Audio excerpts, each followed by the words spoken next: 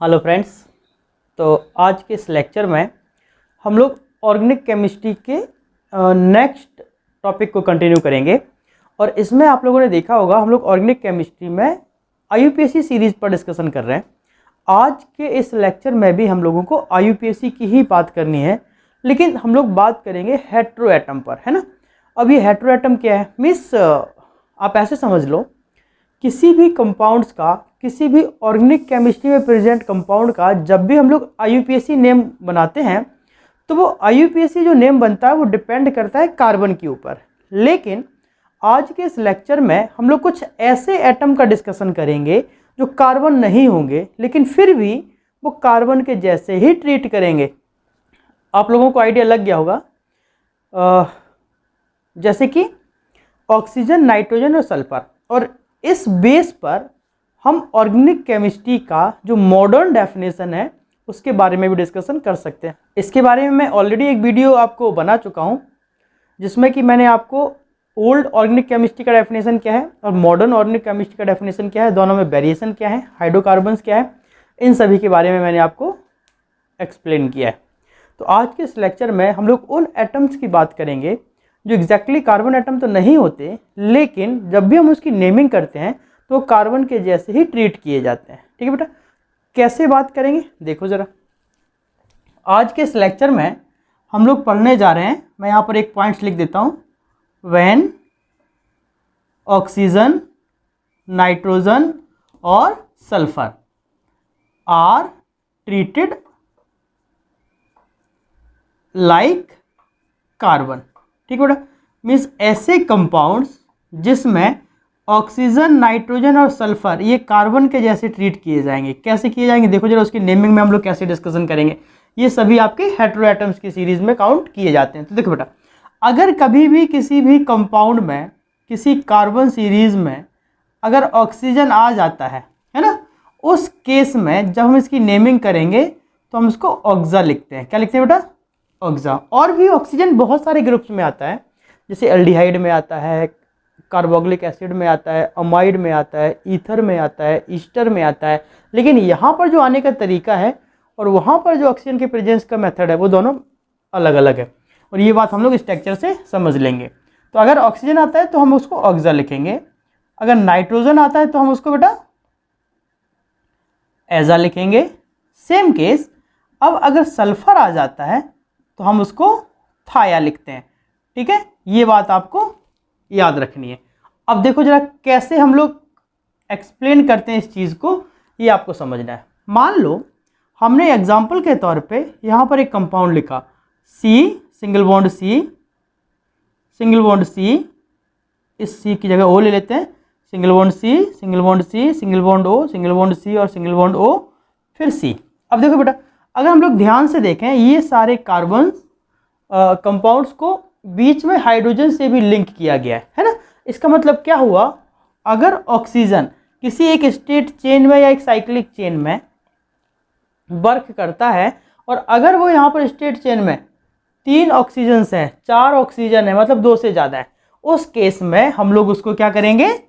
ऑक्सा के जैसे बिहेव करेंगे। देखो इसी कंपाउंड को according to stability, according to valency हम लोग ऐसे भी डिफाइन कर सकते हैं, CH3 CH2O CH2 CH2O CH2O CH3।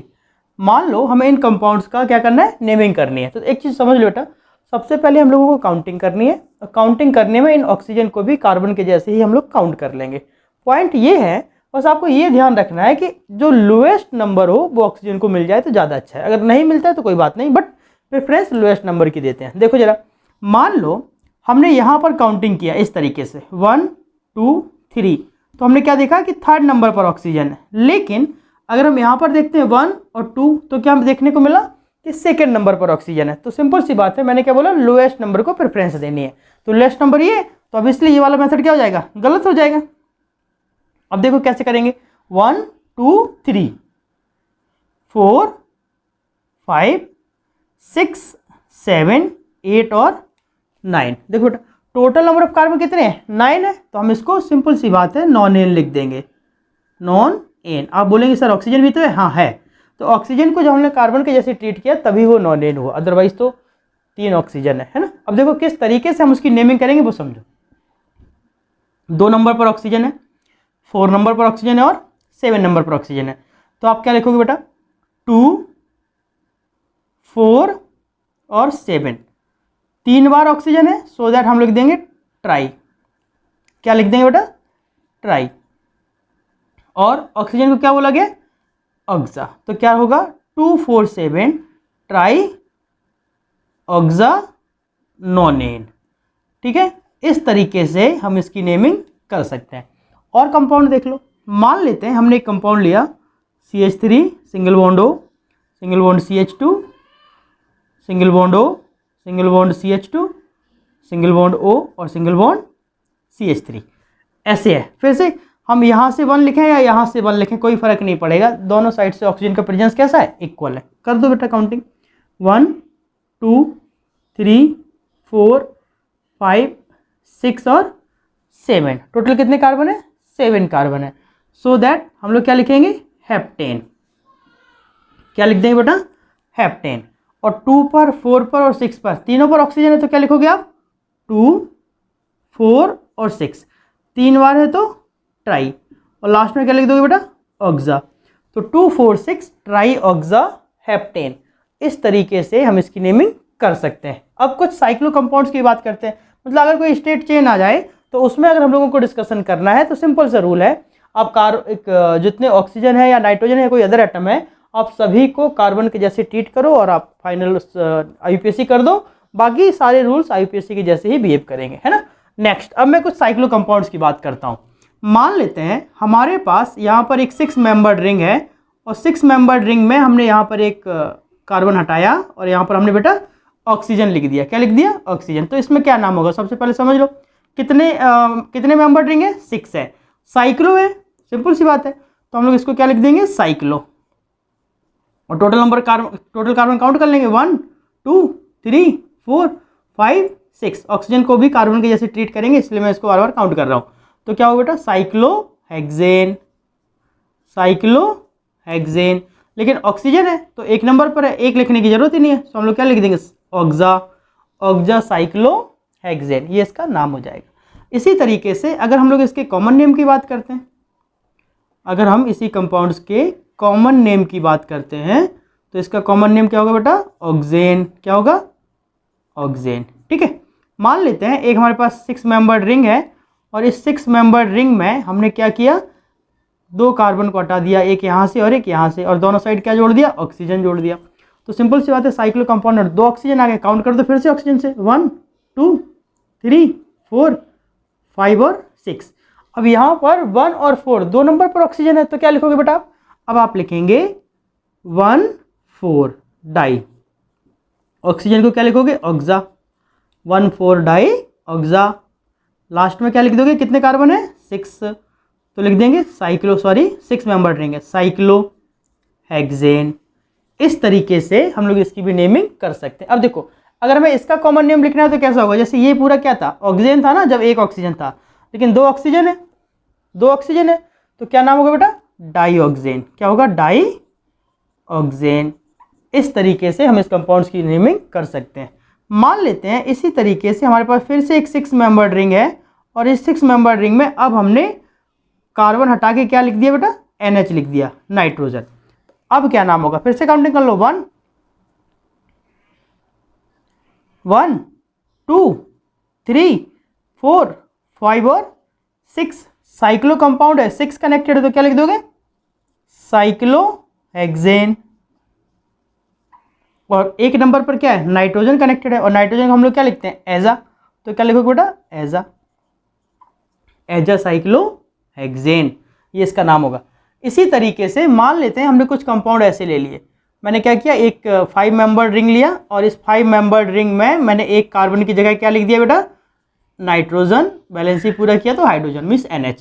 फिर से काउंटिंग कर लो, 1, 2, 3, 4, 5 मेंबर्ड रिंग हो गया। अगर 5 मेंबर्ड रिंग है तो क्या बनेगा, NH को क्या लिखेंगे, एजा, तो एजा, और फिर क्या लिख देंगे बेटा, साइक्लो। और कितने मेंबर है, 5 मेंबर है, तो पेंटेन, राइट। नेक्स्ट पॉइंट क्या है, मान लेते हैं हमने एक 6 मेंबर रिंग लिया और इस 6 मेंबर रिंग में एक NH यहाँ लगा दिया और एक NH बेटा मैंने यहाँ लगा दिया। अब क्या होगा, फिर से काउंटिंग कर लो, आप इसको 1 नंबर दो या इसको, कोई फर्क नहीं पड़ेगा। क्या करेंगे, 1 2 3 4 5 6 मेंबर रिंग है, साइक्लो है, तो फिर से हम लोग क्या लिख देंगे, साइक्लोहेक्सेन। लेकिन 1 नंबर पर और 3rd नंबर पर क्या है, NH है, तो 1 और 3 डाई और N को क्या लिखते हैं, एजा, ये लिखा है ना, एजा, 1 3 डाई एजा साइक्लोहेक्सेन, ये इसका नाम हो जाएगा।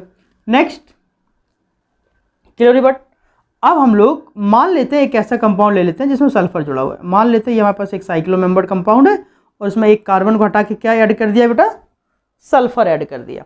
और जब हम लोग इसको सल्फर को ऐड करते हैं तो हम लोग जानते हैं सल्फर को क्या लिखते हैं, थाया। सो दैट आप इसको डायरेक्टली लिख सकते हो क्या, थाया और फिर साइक्लो, कितने मेंबर्ड रिंग है, 6, तो हेक्सेन। तो इस तरीके से अंडरस्टूड है कि हम लोग इन कंपाउंड्स की नेमिंग कर सकते हैं। अब देखो, मान लेते हैं हमने इसी तरीके से एक नेक्स्ट मेंबर लिया 6 मेंबर्ड रिंग और इस 6 मेंबर्ड में हमने 2 कार्बन को हटा के सल्फर और सल्फर जोड़ दिया। तब आप क्या करेंगे बेटा, सिंपल सी बात है, एक नंबर दे दो, 1 2 3, ये 4 है, 5 6 मेंबर्ड रिंग है, साइक्लो कनेक्टेड है, so that you can write cyclohexane. Next, 1 और 4 नंबर पर सल्फर है तो क्या लिखोगे, 1 4 डाई और थाया, 1 4 डाई थाया साइक्लोहेक्सेन। इस तरीके से हम उन हेटेरोएटम्स कंपाउंड्स की बात कर सकते हैं जिससे कि हम लोगों को डिस्कशन करना है। हाँ, तो उम्मीद है यहाँ तक आप लोग समझ गए होंगे। अब कुछ डिफरेंट कंपाउंड्स देख लो। डिफरेंट मतलब क्राउन ईथर की बात करेंगे। आप लोग नोट कर लो और स्क्रीनशॉट ले लो, मैं इसको रब कर देता हूँ, उसके बाद फिर हम लोग आगे चलेंगे। कर दो बेटा, हो गया। चलिए देखिए, अब हम लोग क्राउन ईथर की बात करेंगे। कौन से कंपाउंड्स की बात करेंगे बेटा, क्राउन ईथर कंपाउंड्स की बात करेंगे। और क्राउन ईथर कंपाउंड्स एक इम्पॉर्टेंट है, ये आपको अल्कोहल फिनोल ईथर में भी आपको ये टॉपिक पढ़ना होगा और अभी हम लोग इसकी नेमिंग पढ़ लेंगे, ठीक है। तो देखो, क्राउन ईथर बेसिकली होता क्या है, एक चीज़ समझ लो।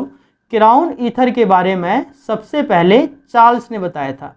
सबसे पहले क्या, इन्होंने इसको इंट्रोड्यूस किया था, चार्ल्स जे पैटरसन, इन्होंने इसके बारे में बताया था और इन्होंने बोला कि हम इसका कॉमन नेम भी लिख सकते हैं। तो बेटा सबसे पहले मैं इसका आपको कॉमन नेम लिखना बताता हूँ, फिर उसके बाद हम लोग उसकी नेमिंग करेंगे अकॉर्डिंग टू ऑक्सा, ठीक है। कैसे करेंगे वो बात की बात है, पहले कॉमन नेम देख लो। और जब हम इसको कॉमन नेम में लिखेंगे तो किस तरीके से लिखोगे, एक चीज़ समझ लो, क्राउन ईथर होता क्या है वो समझो।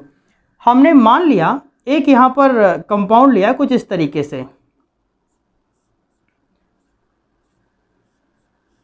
ये आपका मैंने एक कंपाउंड बनाया, ये आपका क्राउन ईथर है ना। अब इसका नाम क्या होगा, ऐसे तो बहुत सारे क्राउन ईथर बनाए जा सकते हैं ना बेटा। तो क्राउन ईथर का मतलब ये है एक ऐसा कंपाउंड जिसमें ऑक्सीजन का आपस में लिंकेज हो। देखो, ऑक्सीजन ऑक्सीजन का एक चेन कंप्लीट हो रहा है, दूसरा फेज वो एक शेप क्राउन के जैसे शो करता हो, तो इसको हम लोग क्राउन ईथर कहते हैं। जब भी हम इसका IUPAC नेम जब भी हम इसकी नेमिंग करेंगे तो कैसे करेंगे, ऑक्सीजन जहाँ पर कनेक्टेड है आप उसी ऑक्सीजन को 1 नंबर दे दो। मान लो मैंने यहाँ पर लिख दिया 1 2 3 4 5 6 7 8 9 10 11 12, मतलब ये 6 मेंबर्ड रिंग है, सॉरी 12 मेंबर्ड रिंग है। अगर 12 मेंबर्ड रिंग है तो हम लोग इसको क्या लिख देंगे, साइक्लो, और 12 मेंबर्ड है तो डोडेकेन, डोडेकेन।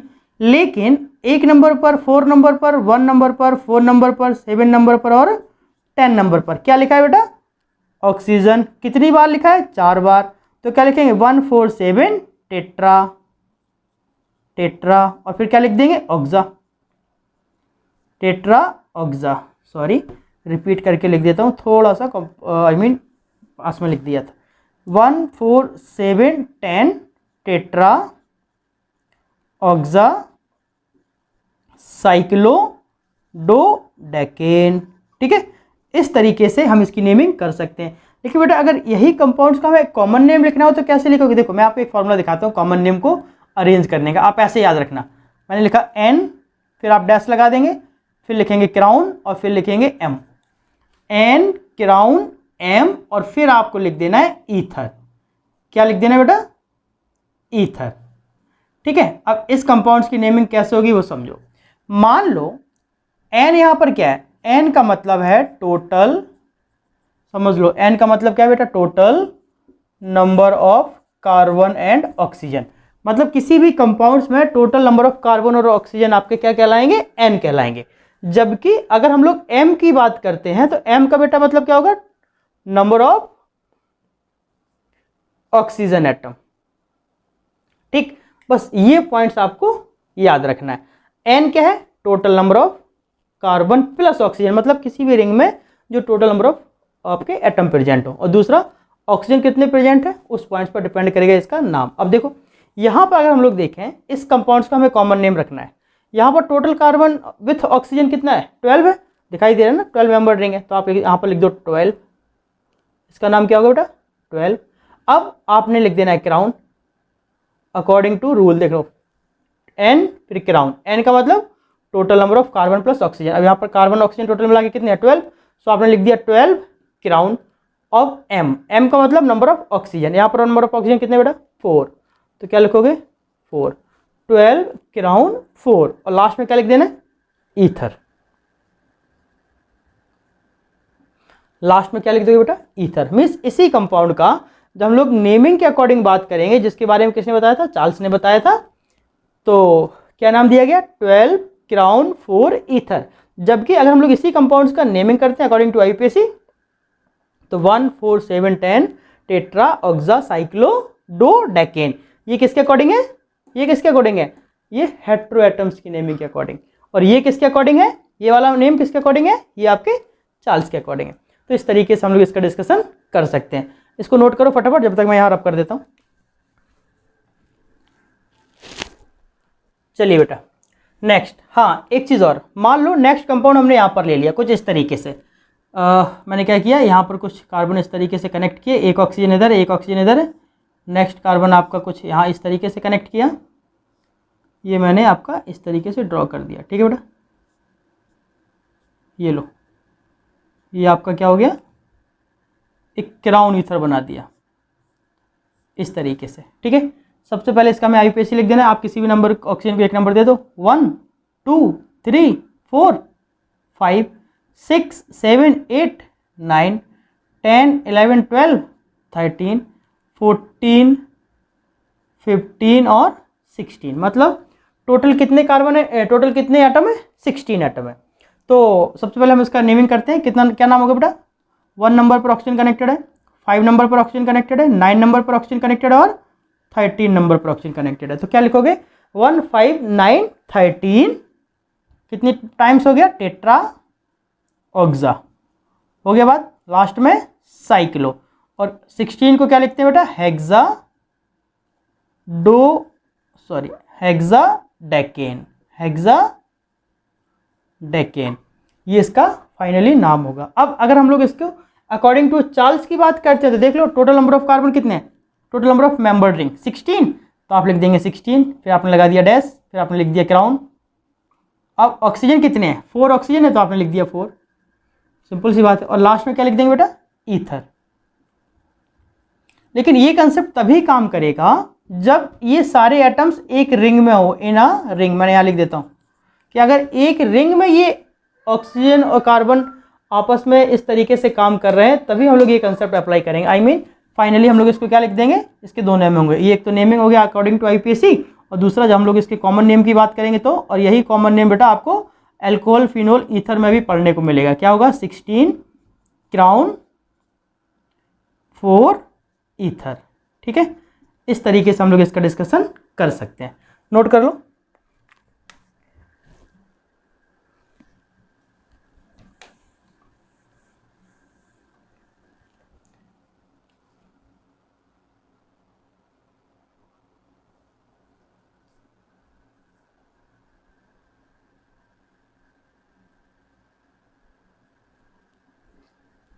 चलिए देखिए नेक्स्ट मान लो नेक्स्ट मैंने कंपाउंड ऐसे ले लिया, कैसे मान लेते हैं बेटा, हमारे पास एक ये ऑक्सीजन है और मैंने यहाँ पर कुछ कार्बन ऐसे कनेक्ट किए, सॉरी कुछ इस तरीके से,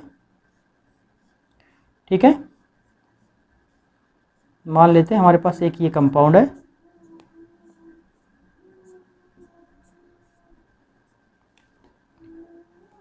ये हमारे पास एक कंपाउंड है, ठीक है। हमें इस कंपाउंड का नेमिंग लिखना है, इसका भी सेम राउंड के जैसे होगा, समझ लो कैसे। काउंट कर लो, किसी भी एक कार्बन का नंबर दे दो, 1 2 3 4 5 6 7 8 9 10 11 12 13 14 15 16 17 और 18, मतलब बेटा टोटल नंबर ऑफ कितने मेंबर है, 18। अगर 18 मेंबर है तो इसका कॉमन नेम क्या हो जाएगा, जब हम लोग इसके ईथर के अकॉर्डिंग नाम लिखेंगे तो क्या होगा, कितने कार्बन है, 18, 18 लिख दिया, डैश लगा के क्राउन लिख दिया, कितने ऑक्सीजन है, 6, और लास्ट में क्या लिख देंगे, ईथर। क्या नाम हुआ बेटा, 18 क्राउन 6 ईथर, ये इसका नाम हुआ। अगर हम लोग इसके आईयूपीएसी की बात करते हैं तो क्या नाम बनेगा, कितने मेंबर रहेंगे, 18, तो 18 को क्या लिख दोगे बेटा, ऑक्टा यहाँ लिख देता हूँ, ऑक्टा डेकेन हो गया, साइक्लो था तो साइक्लो लिख दिया, साइक्लो ऑक्टा डेकेन। अब ऑक्सीजन कहाँ पर है, 1 नंबर पर है, 1 नंबर पर है, 4 नंबर पर है, 7 नंबर पर है, 10 नंबर पर है, 13 नंबर पर है और 16 नंबर पर है।